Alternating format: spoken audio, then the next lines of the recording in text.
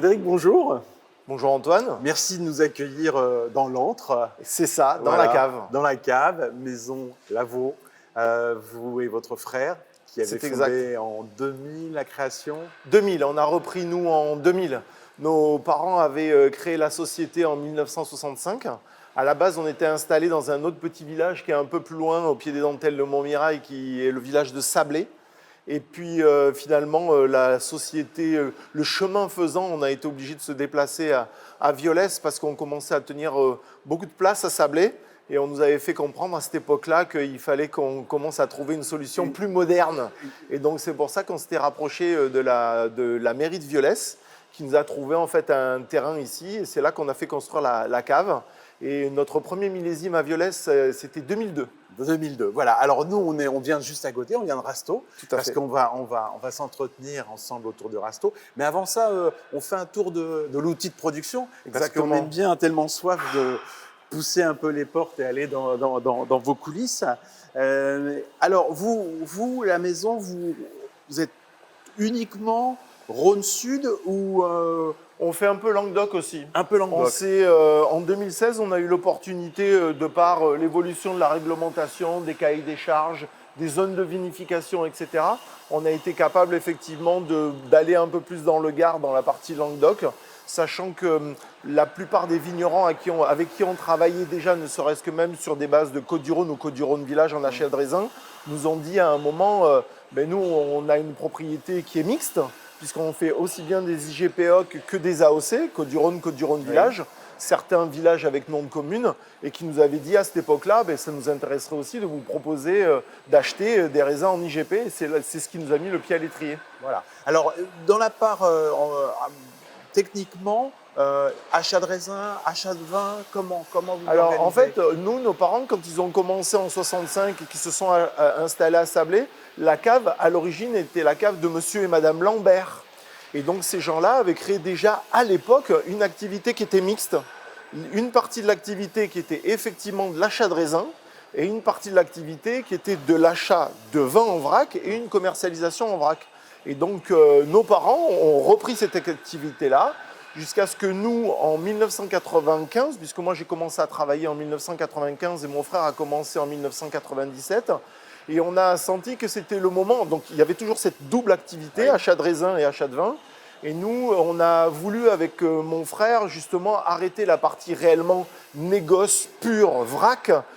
Donc on achète du vin et on revend du vin pour justement se concentrer seulement uniquement sur un achat de raisin, la sélection des parcelles, les itinéraires techniques, la diversité des appellations, etc., qu'on a essayé justement d'ouvrir à cette époque-là.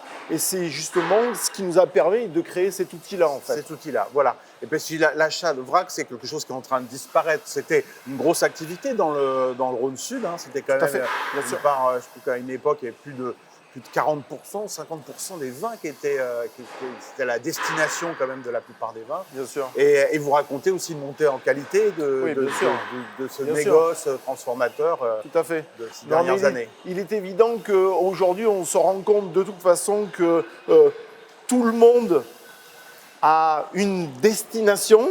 Il y a des vignerons qui sont vignerons et qui deviennent aussi négociants de par l'activité qu'ils ont et le succès qu'ils rencontrent.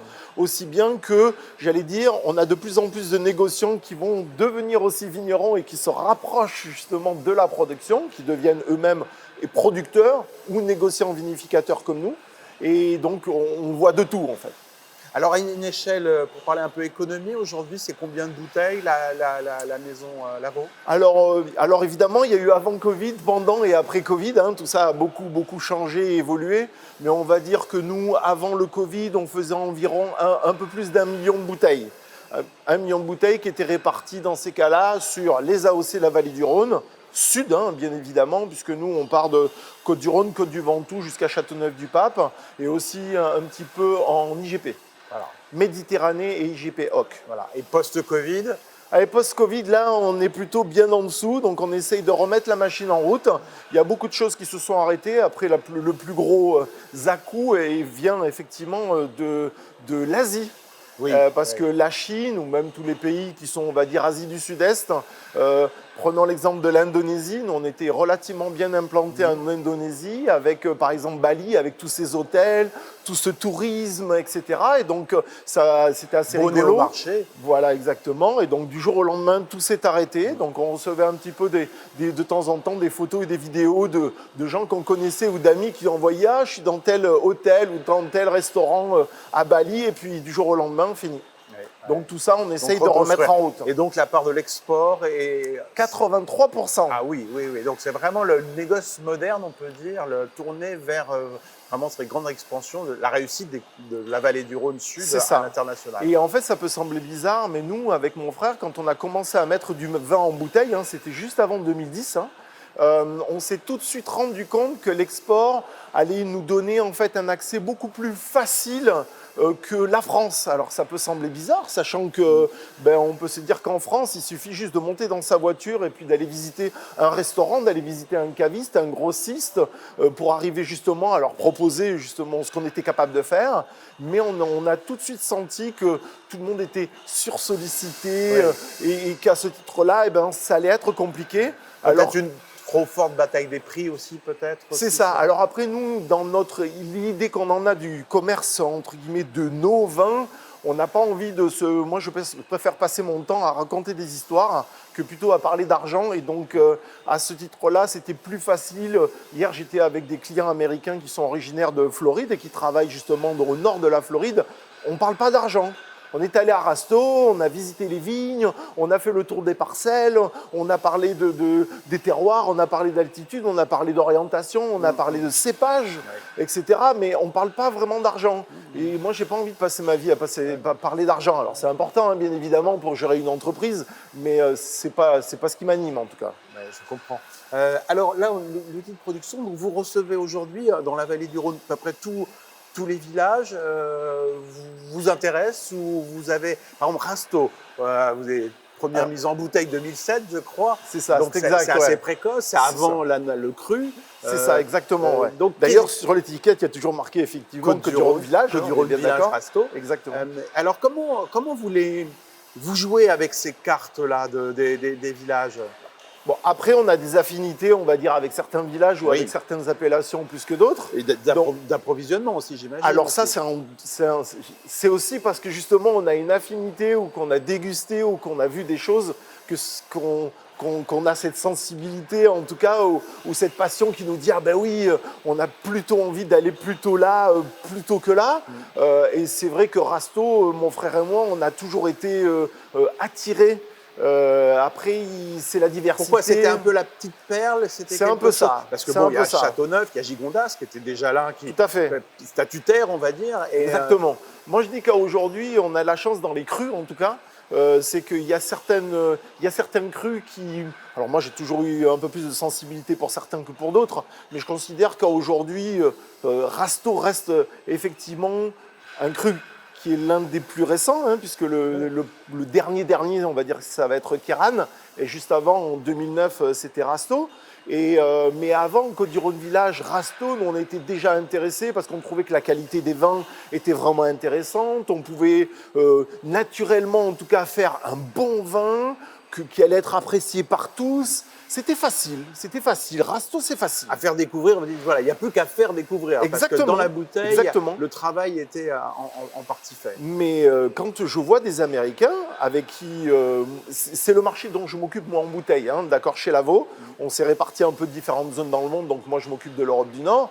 Et c'est ce que j'expliquais hier justement à mes importateurs américains de Floride. Je dis aujourd'hui, vous connaissez Gigondas, vous connaissez Châteauneuf-du-Pape, vous connaissez dans ces cas-là plus les appellations génériques telles que Ventoux, Côte-du-Rhône et Côte-du-Rhône Village, mais il y a un cru que vous ne connaissez pas, qui n'est pas très très connu, qui commence à avoir une petite notoriété, mais en termes de goût, en tout cas, si vous goûtez ça, vos clients vont adorer. Je considère que ça fait partie, Rasto, du cru, qui a vraiment ce rapport, ce goût qui peut en tout cas, à mon sens, en tout cas, convenir au palais américain.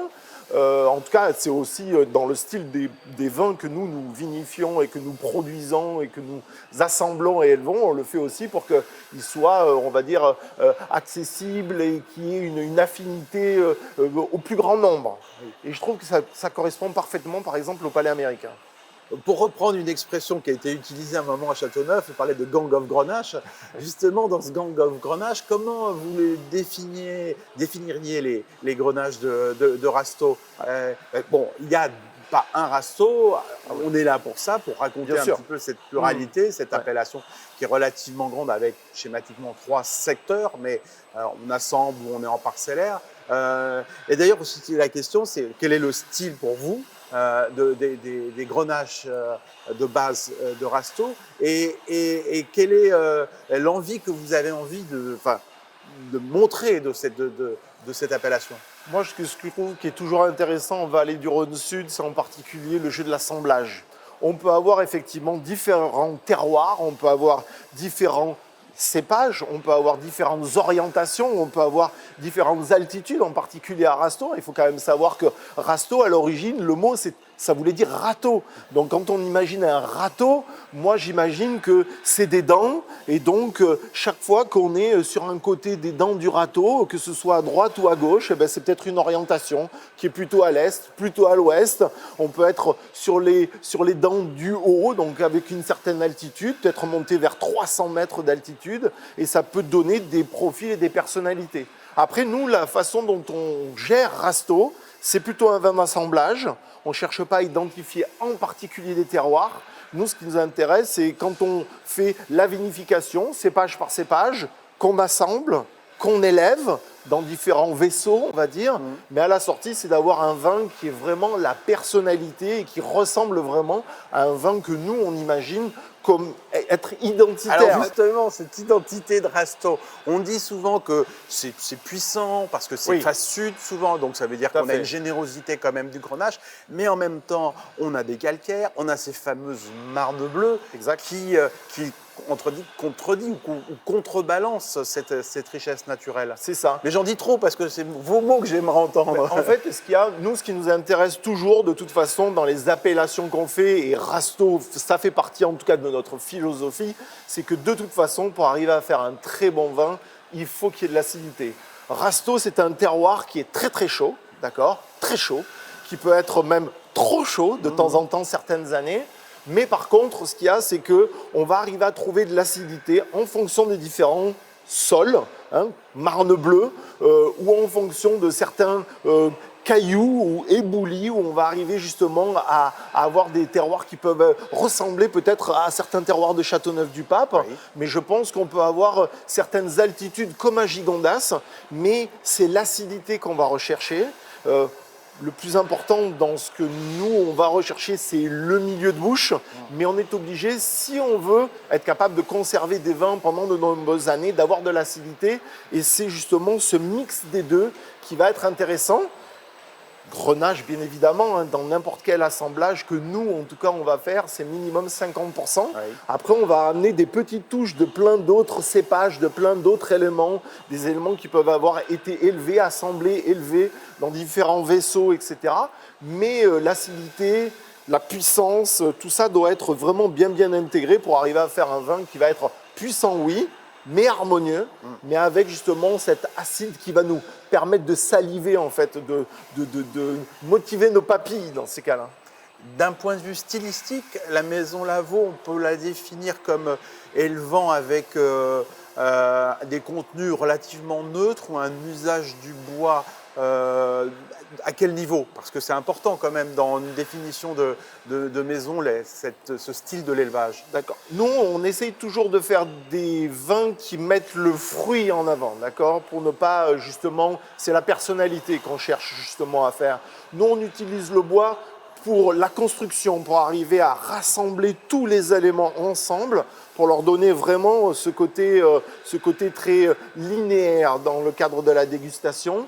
Et on utilise, on va dire, en général, du bois qui est plutôt, alors français, bien évidemment, c'est des chênes qui sont du chêne français, et on utilise plutôt des vieux contenants. On ne cherche pas dans ces cas-là à aromatiser, on cherche juste à emmener, à équilibrer, à construire pour que tout soit bien intégré.